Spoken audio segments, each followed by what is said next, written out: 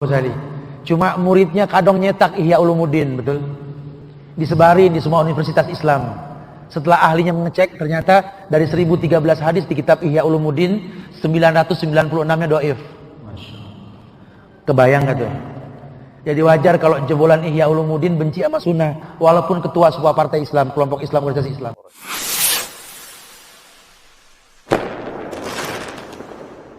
Assalamualaikum warahmatullahi wabarakatuh. Alhamdulillahirabbil alamin. Allahumma sholli ala sayyidina Muhammad wa ala ali sayyidina Muhammad.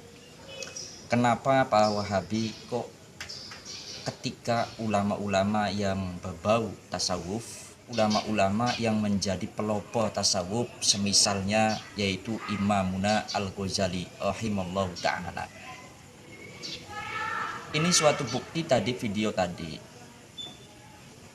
Ya, Ustadz Subhan Bawazir, bagaimana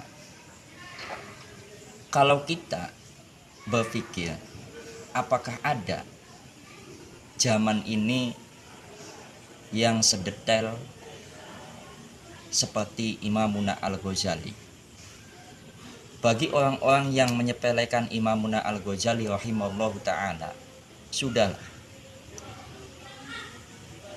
kamu ini hafal hadis berapa? Iya, hafal hadis berapa dibandingkan dengan Imamuna Al-Ghazali rahimahullahu ta'ala. Maka dari itu dalam video ini Kiai Haji Ma'ruf Hojin akan menjelaskan hadis-hadis yang ada di dalam kitab Ihya Ulumuddin. Simak penjelasan beliau, Kiai Haji Ma'ruf Hojin. Bagaimana jami'an?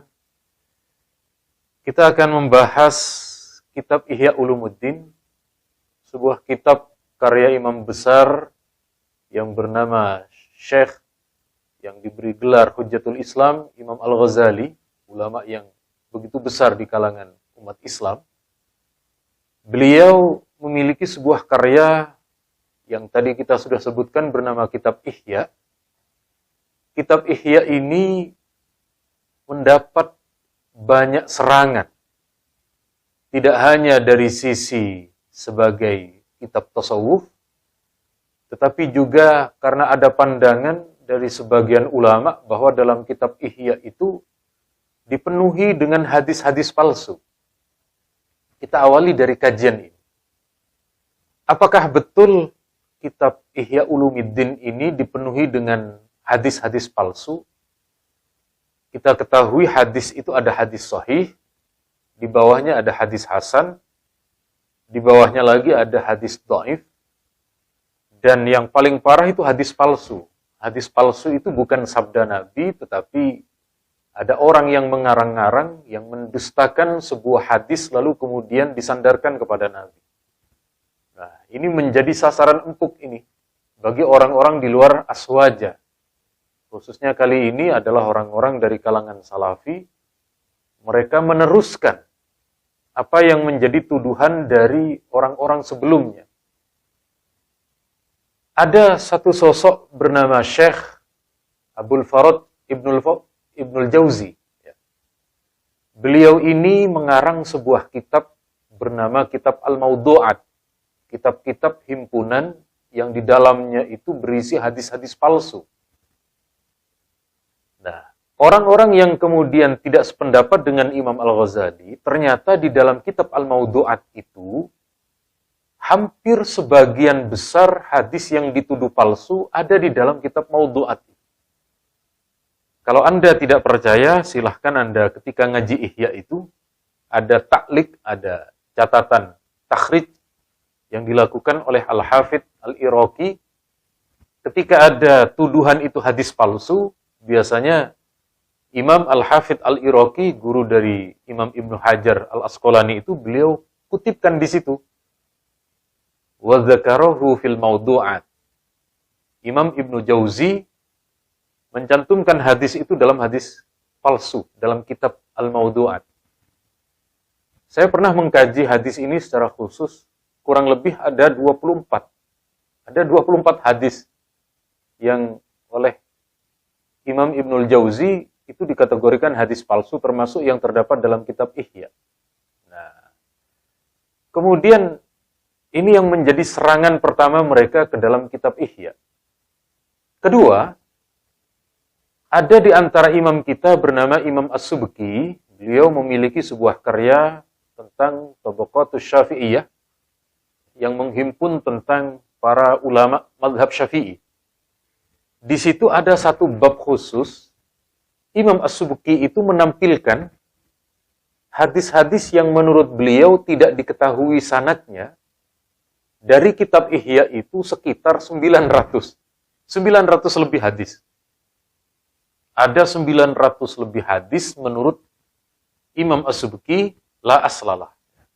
Tidak ditemukan dasarnya, tidak ditemukan rujukannya, riwayat siapa. Ini yang kemudian kelompok Salafi ini, Salafi Wahabi ini punya senjata itu. Ihya itu isinya hadis palsu semua. Dengan bermodal 900 itu. Apakah betul? Tidak betul. Jadi kemudian setelah munculnya Imam As-Subki menulis seperti yang beliau sampaikan, lalu ditakhrij ulang oleh imam yang kita kenal dengan Imam Al-Iraqi, hadis yang menurut Imam As-Subki la aslalahu, itu ditemukan riwayatnya menurut Imam Al-Iraqi. Tetapi kata Imam Al-Iraqi, lam ajid bihadzal lafzi. Yang saya temukan tidak dengan redaksi hadis ini. Jadi, Imam Al-Ghazali itu sering meriwayatkan bil makna. Jadi, redaksi hadisnya itu dibahasakan ulang oleh Imam Al-Ghazali yang secara substansi sama tetapi secara redaksi lafadznya berbeda. Nah, ini kemudian setelah dilakukan takhrij oleh Al-Iraqi berkurang drastis.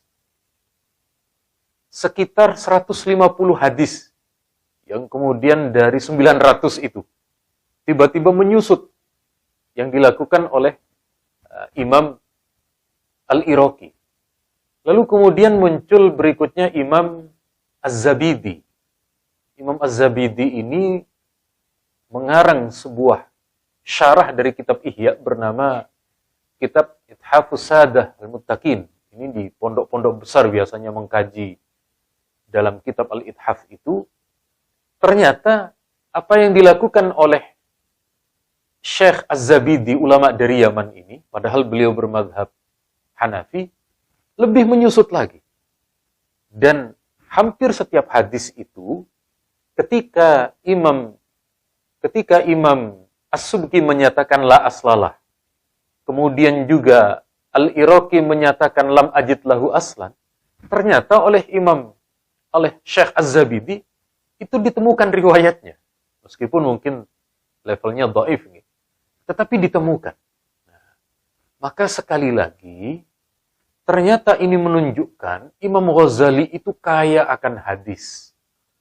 Beliau memiliki hafalan yang luar biasa, terbukti di dalam kitab Ihya itu hampir memuat 4.000 lebih ya, 4.000 lebih hadis. Kemudian yang dikomentari itu setelah Al-Iraqi, kemudian dilanjutkan oleh Syekh Az-Zabidi, itu lebih menyusut, lebih kecil lagi. Nah, jadi kalau hari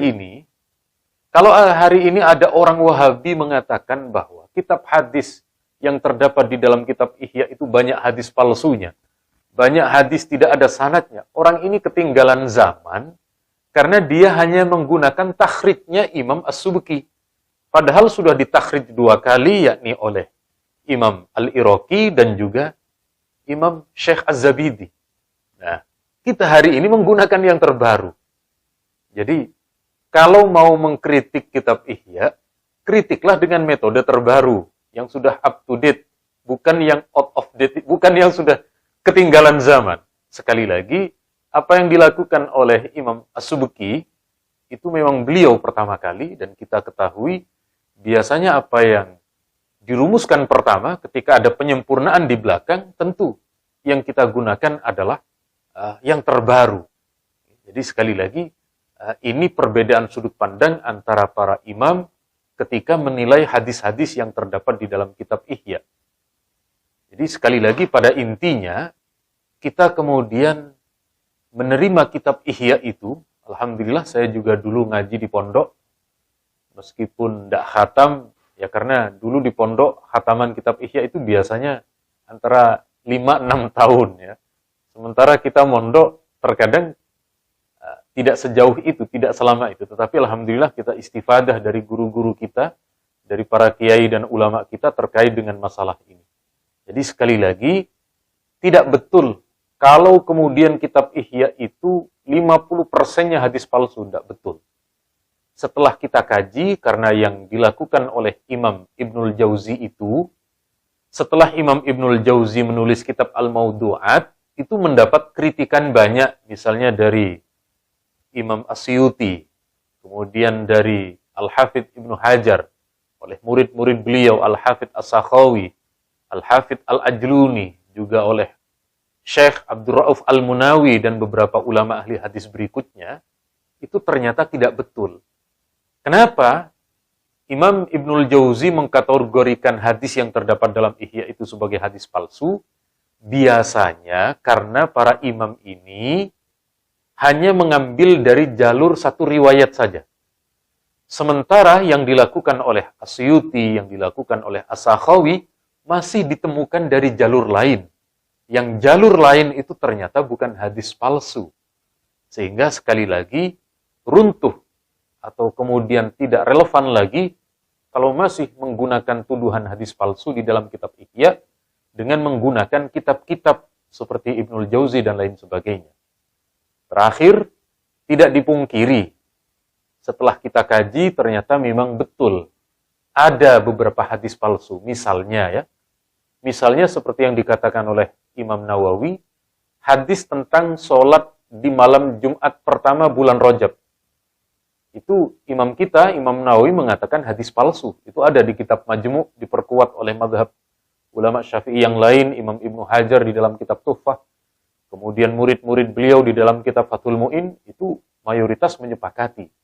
Nah, kalau soal satu kitab, lalu di situ ada hadis palsunya, itu wajar. Kitab-kitab musnad, seperti Musnad Ahmad saja, itu masih ditemukan hadis-hadis palsu. Setelah diberi komentar oleh Imam Az-Zahabi dan lain sebagainya.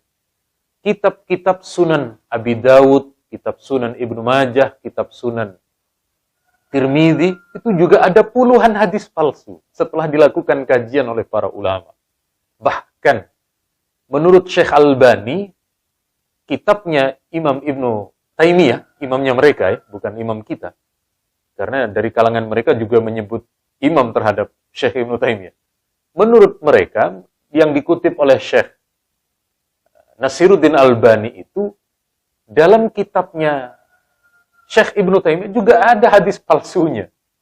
Kenapa kok yang rame hanya di kitab Ihya? Kenapa kok di dalam kitab-kitabnya Syekh Muhammad bin Abdul Wahhab yang ditengarai dalam hal akidah juga ditemukan hadis palsunya? Juga di dalam kitab-kitabnya yang lain. Jadi sebenarnya sekali lagi, sebuah kitab yang di situ tidak ada kesengajaan bagi penulisnya, terselip hadis palsu, itu wajar. Bukan hanya Imam Al-Ghazali, ya, tetapi Imam Ghazali yang diserang karena Imam Al-Ghazali ini tokoh besar di bidang tasawuf dan mereka juga anti tasawuf. Sekali lagi, pada intinya, kalau memang mau membongkar-bongkar terhadap hadis palsu, juga dahulukan ulama-ulama mereka itu. Ya, di dalam kitab Syekh Ibnu Taimiyah dan lain sebagainya. Sekali lagi, kita kemudian ketika menggunakan kitab Ihya, kita pastikan metode Imam Al-Ghazali itu pertama, dalam satu bab, Imam Al-Ghazali itu selalu menggunakan dalil Quran. Kemudian setelah dalil Al-Quran, Imam Al-Ghazali mencantumkan hadis. Biasanya hadis sahih ini. Hadis Bukhari, Muslim, kitab-kitab musnad, kitab-kitab sunan. Baru kemudian sebagai pelengkap, itu adalah ada sisipan hadis dhaif. Atau sebuah hadis yang menurut Imam Al-Ghazali dhaif, tetapi menurut ulama yang lain palsu. Nah, di situ letaknya. Tetapi anehnya, kelompok Wahabi dan lain sebagainya, tidak pernah mengganggu ini. Tidak pernah mengganggu yang sistematika berada di atas. Yang selalu diganggu di sini, yang dibesar-besarkan. Padahal sekali lagi di antara 4.000 hadis itu mayoritas adalah hadis yang tidak bermasalah.